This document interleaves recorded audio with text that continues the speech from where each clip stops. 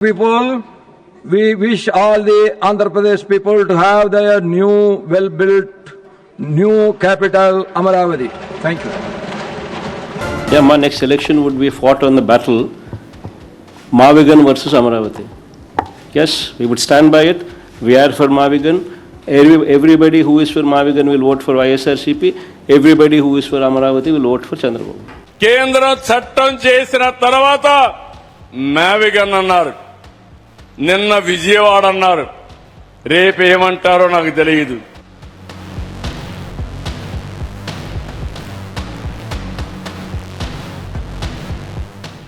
Amaravati versus మావిగన్, రాజధాని రగడలో సీమ దగ, పిల్లి కూతలు కూస్తున్న సీమ సింహాలు. ఆంధ్రప్రదేశ్ రాజకీయ ముఖ చిత్రం ఎప్పుడు కృష్ణా గుంటూరు అక్షంశాల చుట్టూనే గిరికీలు కొడుతుంది.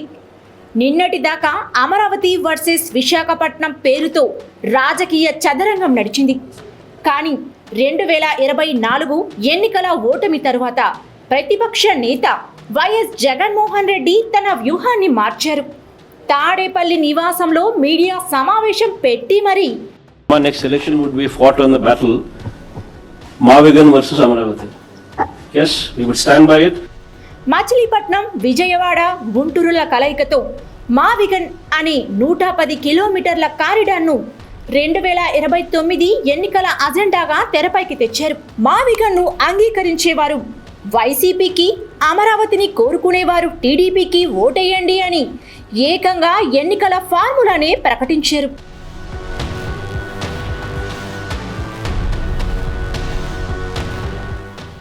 We will stand by it. Let's see how people will vote. ఈ సరికొత్త కోస్తా చదరంగంలో దశాబ్దాలుగా నలుగుతున్నది, నిలువుగా దగా పడుతున్నది మాత్రం ఒక్క రాయలసీమే. అధికార పక్షం కలలో కూడా అమరావతి జపం చేస్తుంటే ప్రతిపక్షం మావిగన్ మోడల్తో వల విసురుతుంది. ఈ రెండు పార్టీలు ఆంధ్ర ప్రాంతంలో ఆధిపత్యం కోసం పోరాడుతూ దశాబ్దాలుగా వెనుకబాటుతనంతో అల్లాడుతున్న రాయలసీమను తమ రాజకీయ పటంలో నుంచి ఏకంగా చెరిపేశాయి.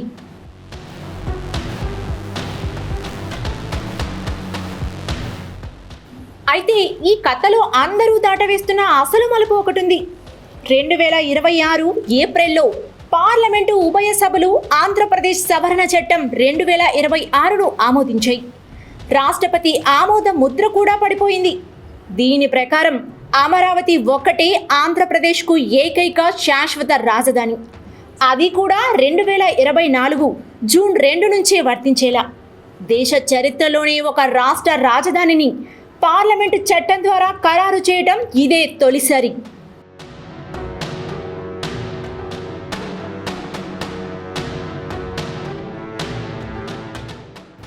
ఈ చట్టం అర్థం ఏమిటో సీమ ప్రజలు గుర్తించాలి.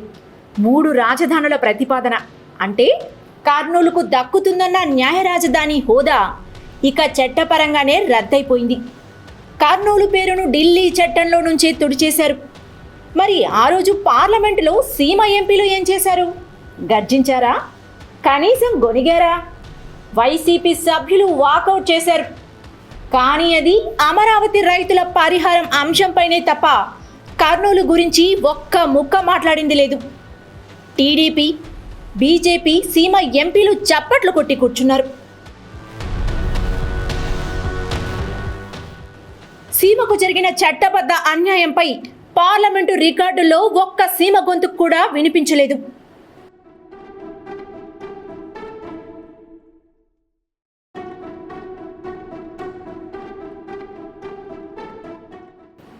ఇక్కడే చరిత్రను గుర్తు చేసుకోవాలి. 1937 శ్రీబాగ్ ఒడంబడిక ప్రకారం రాజధాని లేదా హైకోర్టు రెండింటిలో ఒకటి సీమకు దక్కాలి. ఆ ఒప్పందం బలంతోని 1953-56 మధ్య కర్నూలు ఆంధ్ర రాష్ట్రానికి రాజధానిగా ఉంది. ఇది ఊహ కాదు, చరిత్ర. హైదరాబాద్ రాజధాని కాగానే కర్నూలు 2 కోల్పోయింది.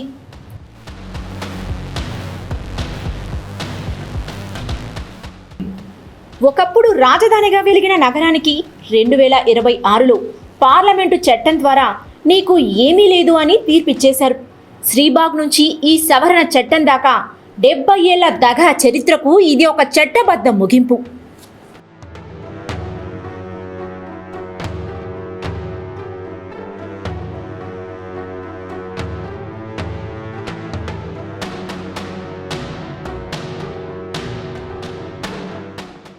నిజమైన అభివృద్ధి అంటే ఒక ప్రాంతం నుంచి మరో ప్రాంతానికి భవనాల పేర్లు మార్చడమా, లేక కొత్త సంక్షిప్త నామాలు కనిపెట్టడమా? 2019-24 మధ్య అధికారంలో ఉన్న వైఎస్ఆర్సీపీ ప్రభుత్వం వికేంద్రీకరణ పేరుతో 2020లో 3 రాజధానుల చట్టాలు తెచ్చి కర్నూలుకు న్యాయ రాజధాని ఇస్తామని మభ్యపెట్టింది. కోర్టు వివాదాల మధ్య 2021 నవంబర్లో ఆ చట్టాలను తానే వెనక్కు తీసుకుంది. తీరా ఇప్పుడు కొత్తగా తెచ్చిన మావిగన్ ప్రణాళికలో కర్నూలు ఊసేలేదు, రాయలసీమ ప్రస్తావన అసలే లేదు. మచిలీపట్నం పోర్టు, విజయవాడ విమానాశ్రయం, జాతీయ రహదారులు అన్నీ సిద్ధంగా ఉన్నాయి. కాబట్టి అమరావతి ఖర్చులో 10%తోనే రాజధాని వస్తుందని జగన్ లెక్కలు చెప్తున్నారు. అమరావతిలో చదరపు అడుక్కు 14,000 రూపాయలు ఖర్చు చూపిస్తున్నారని, దేశంలో ఎక్కడైనా 4,500 రూపాయలకే అవుతుందని, ఇందులో కమిషన్ల బాగోతం ఉందని ఆయన ఆరోపిస్తున్నారు. ఆ ఆరోపణల నిజానిజాలు అటుంచితే ఆయన తక్కువ ఖర్చు లెక్కలో కూడా సీమకు దక్కింది 0. నమ్మించి గొంతు కోయడం అంటే ఇదేనా అని సీమవాసులు ప్రశ్నిస్తున్నారు.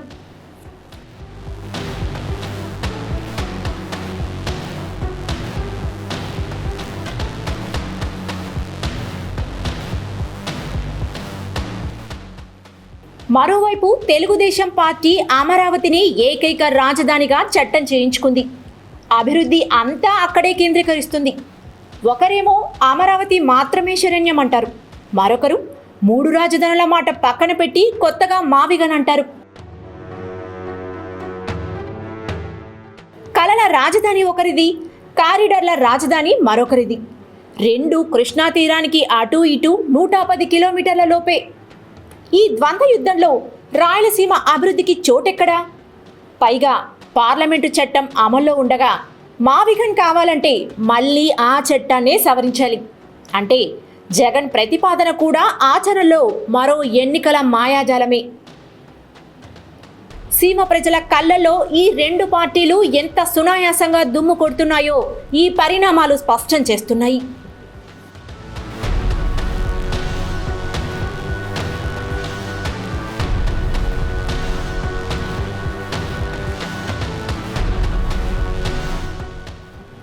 ఇక రాయలసీమ హక్కుల కోసం పోరాడుతున్నామంటూ ఉద్వేగాలు రెచ్చగొట్టే నాయకుల తీరు మరింత హాస్యాస్పదం.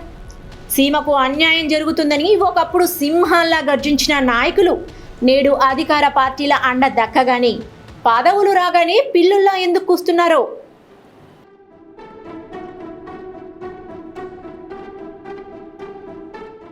దీనికి స్పష్టమైన ఉదాహరణ బైరెడ్డి రాజశేఖర్ రెడ్డి. దీనికి బాధ్యత 8 మంది ఎంపీలు ఉన్నారు, దీనికి తోడు 52 మంది ఎమ్మెల్యేలు ఉన్నారు. ఒక్కరి నోట్లో నుంచి మాట వస్తా ఉందా?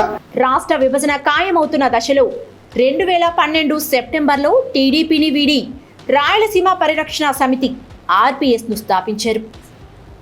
రాయలసీమకు ప్రత్యేక రాష్ట్రం కావాలంటూ 4 నెలల పాటు 3,000 కిలోమీటర్ల ట్రాక్టర్ యాత్ర కూడా చేశారు.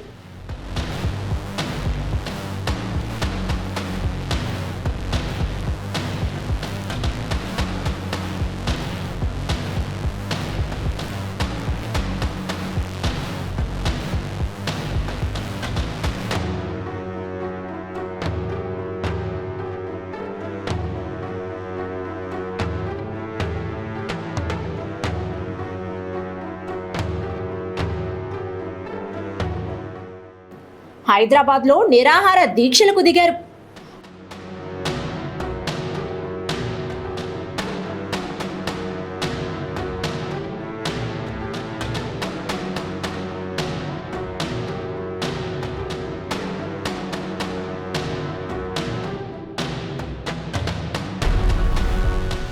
నాడు అధికారంలో లేనప్పుడు ఆ సింహం చేసిన గర్జనలు అన్ని ఇన్ని కావు. తీరా నంద్యాల ఉప ఎన్నికల్లో ప్రజాదరణ దక్కకపోగానే 2018లో కర్నూలులో మీడియా సమావేశం పెట్టి మరి పోరాడే శక్తి నాకు లేదు అంటూ పార్టీనే స్వయంగా మూసేశారు. కేసీఆర్ ఏదైతే ఉన్నారో తెలంగాణ కోసం ఫైట్ చేశారో ఆయన కంటే మేము ఎక్కువగా కష్టపడ్డాం. వాస్తవంగా రాత్రి బౌళ్ళు కష్టపడ్డాం మేము. రాజకీయంగా మాత్రం ఏ రకంగా కూడా ఆదరణ లభించడం లేదు. ప్రజలు మరి వాటిని ఓటు రూపకంగా మరి దాన్ని కన్వర్ట్ కావడం లేదు. మరి నేటి పరిస్థితి ఏంటి? ఆయన కుమార్తె డాక్టర్ బాయిరెడ్డి శబరి నిన్నటి దాకా నంద్యాల జిల్లా బీజేపీ అధ్యక్షురాలు. 2024లో తెలుగుదేశం పార్టీ తరపున నంద్యాల నుంచి 1,11,000 మెజారిటీతో ఎంపీగా గెలిచారు. నేను ఎంపీ అయిన తర్వాత అమ్మ మీరు ఎంపీగా పని చేయొద్దండి, కాన్స్టిట్యున్సీలో ఒక కార్యకర్తగా పని చేయండి అని చెప్పారు. ఆ మాట నాకు ఆయన కూడా ఎన్డీఏ కూటమి గూటిలోకి చేరారు. ఇంకేముంది, అధికార సుఖం అలవాటు అవ్వగానే ప్రత్యేక రాయలసీమ డిమాండ్ అటకెక్కింది. 2026లో కర్నూలు న్యాయ రాజధాని హోదాను పార్లమెంటు చట్టం ద్వారా తుడిచేసినప్పుడు కూడా ఆ కుటుంబం నుంచి ఒక్క మాట కూడా రాలేదు. నాటి గర్జనలు నేడు మియావ్ మియావ్ అంటూ పెళ్లి కూతలుగా మారిపోయాయి.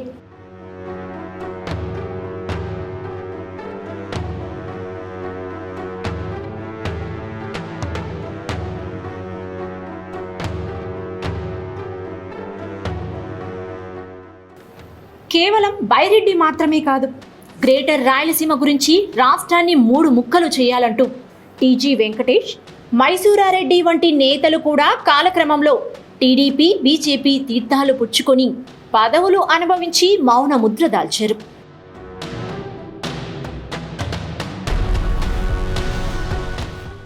అనంతపురం, కర్నూలు జిల్లాలో సీమ సెంటిమెంటుతో రాజకీయం నడిపిన మరెందరో నేతలు పార్టీలు మారుతూ ఏ పార్టీ అధికారంలో ఉంటే ఆ పార్టీ పంచన చేరుతూ సీమ నినాదాన్ని మూలన పడేశారు.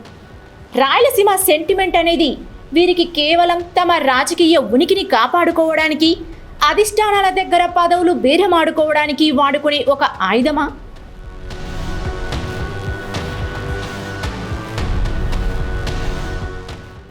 ప్రజల ఆకాంక్షలను తాకట్టు పెట్టి పదవులు కొనుక్కునే ఇలాంటి నాయకులు ఉన్నంతకాలం రాయలసీమకు ఒరిగేది శూన్యం.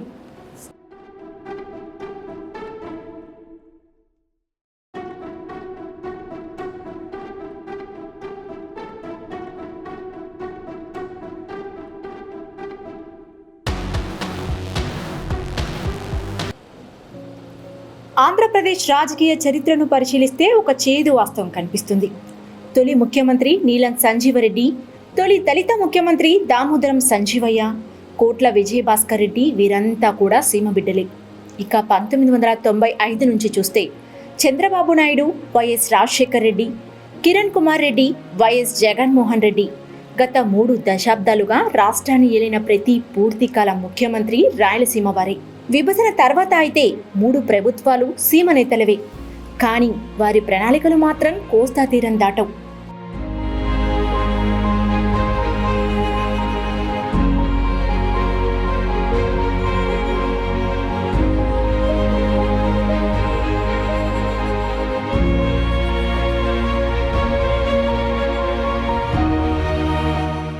సాగునీటి ఉద్యమకారుల అంచనా ప్రకారం రాయలసీమలో దాదాపు 19 లక్షల ఎకరాలకు సాగునీరు అందించాల్సి ఉండగా వాస్తవంగా అందుతున్నది సగం కూడా లేదు.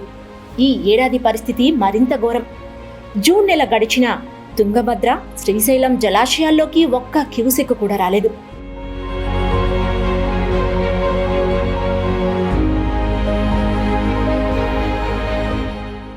కర్నూలు, నంద్యాల జిల్లాల్లోని ఖరీఫ్లో 8.40 లక్షల ఎకరాల సాగునీటి కోసం ఎదురు చూస్తుంది.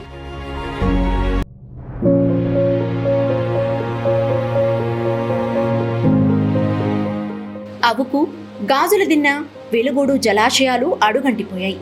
శ్రీశైలం ప్రాజెక్టుపై ఆధారపడిన వ్యవస్థలకు సరైన నీటి వాటా కూడా దక్కడం లేదు.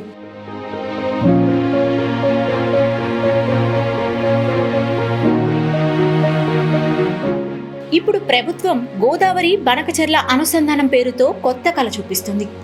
శ్రీబాగ్ నుంచి న్యాయ రాజధాని దాకా కాగితాల హామీలు చూసిన సీమ బనకచెర్ల నీళ్లు పొలాల్లోకి పారేదాకా ఈ హామీని కూడా నమ్మే స్థితిలో లేరు. ఇదొక్కటే కాదు, ప్రత్యేక హోదా హామీ గల్లంతైంది.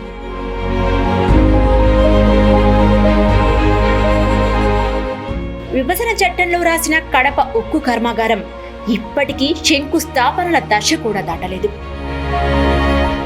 కర్నూలులో హైకోర్టు బెంచ్ డిమాండ్ దశాబ్దాలుగా పెండింగ్లోనే ఉంది. నిధుల కేటాయింపులో కూడా తీవ్ర వివక్ష కొనసాగుతుంది. రాయలసీమ నాయకులు కేవలం ఓట్లు దండుకోవడానికేనా? ఎన్నికల సమయంలో సెంటిమెంట్ రగల్చడానికి మాత్రమేనా? ఇక్కడి నాయకులు సీమను కేవలం ఒక ఓటు బ్యాంకుగా వాడుకుంటున్నారనేది కాదనలేని వాస్తవం.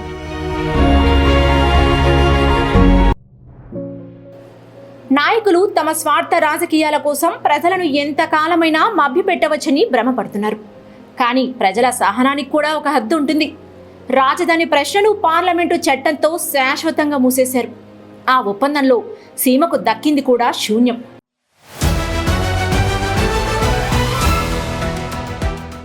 సీమ గుండెల్లో రగులుతున్న అగ్నిపర్వతం బద్దలయ్యే రోజు ఎంతో దూరంలో లేదు.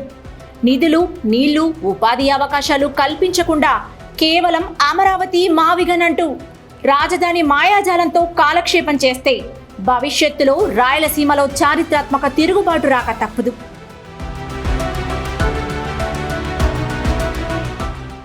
ఈ రాజకీయ నిర్లక్ష్యం ఇలాగే కొనసాగితే రాయలసీమను ప్రత్యేక రాష్ట్రంగా ఏర్పాటు చేయాలనో లేదా కనీసం కేంద్రపాలిత ప్రాంతంగా కూడా మార్చాలనో యువత, రైతులు రోడ్ల మీదకు వచ్చే పరిస్థితి దాపరిస్తుంది. స్వార్థ నేతల ఉత్తుత్తి గర్జనలు, పిల్లి కూతలు ఇక సీమ ప్రజల ముందు చెల్లవు.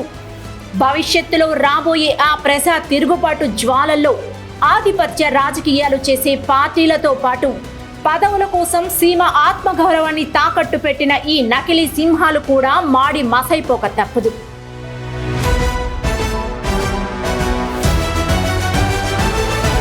జై రాయలసీమ.